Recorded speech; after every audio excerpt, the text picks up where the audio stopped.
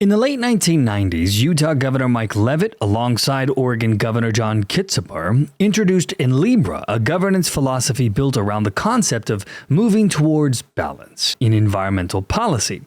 It was an end run around public perception of an ever-increasingly power-hungry EPA and the resistance it inevitably caused. And so Enlibra was born.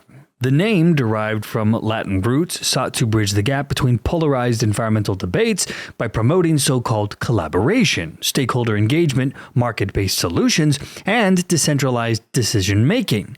It emphasized principles such as national standards, neighborhood solutions, and markets before mandates, aiming to resolve disputes through negotiations and consensus rather than litigation or top-down mandates. Enlibra quickly gained traction beyond Utah. It was formally adopted by the Western Governors Association and promoted among federal and state policymakers.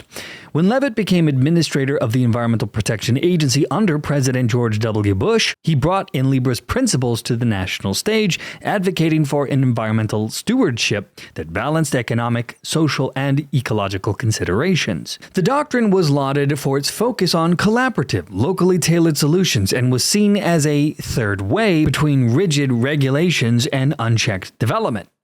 But as often is the case, the deal with the devil, in Utah meant to be temporary, transparent, and accountable, soon developed into permanent quasi-governmental entities that found itself increasingly insulated from the public it was supposed to represent, all under the guise of the public-private partnerships. For example, the rise of authority districts, independent entities, special districts, and public infrastructure districts, or PIDs, illustrates this transformation.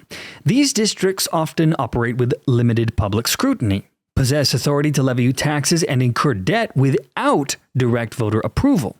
In some cases, this means eminent domain, and frequently they align with private development interests rather than broader community needs. One case that we can focus on is the Traverse Ridge Special Service District in Draper, Utah, where homeowners faced unexpected and sharply rising property assessments to fund infrastructure projects managed by a district board dominated by development interests.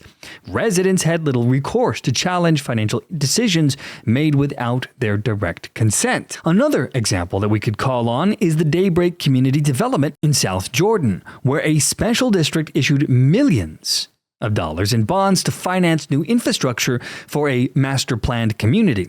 While marketed as a public good, the district primarily benefited a single private developer, transferring long-term tax burdens onto future homeowners who had no voice in the original creation of the district. Now, members in the Utah legislature, specifically the Senate, want to, according to an article by Utah News Dispatch, create a mighty new state body called the Beehive Development Agency. The bill, SB 337, was shut down this year. However, it will be brought back because, as Senator Cullimore said, the governor was a huge supporter of this bill, and so I don't think the idea is going to go away. It appears, then, that this piece of legislation would end up being an independent entity with authority powers. It is also contrary to what Senator Cullimore claims, and it appears to be all about centralization of power. Instead of temporary collaborations, many special districts have become perpetual bureaucracies.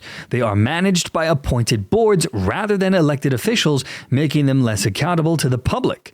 In many cases, citizens first encounter these districts only when facing unexpected tax hikes or property assessments tied to infrastructure that they had no voice in approving. Instead of empowering communities, it has essentially enslaved them. These districts often favor well-connected developers and elites. According to a 2025 report, Utah now has over 800 special districts, acting like mini governments with powers that sideline voters. Recent laws have even made it easier to create more districts while reducing local control. So what is the lesson that should be learned here? Well, Enlibra started off as a visionary idea to balance environment and economy. But without strong transparency and accountability, only the elites will really benefit in the end, with power inevitably concentrating among a select few as the average are crushed without their consent. Without strong safeguards, collaborative governance models inevitably slide into power consolidation rather than genuine community empowerment.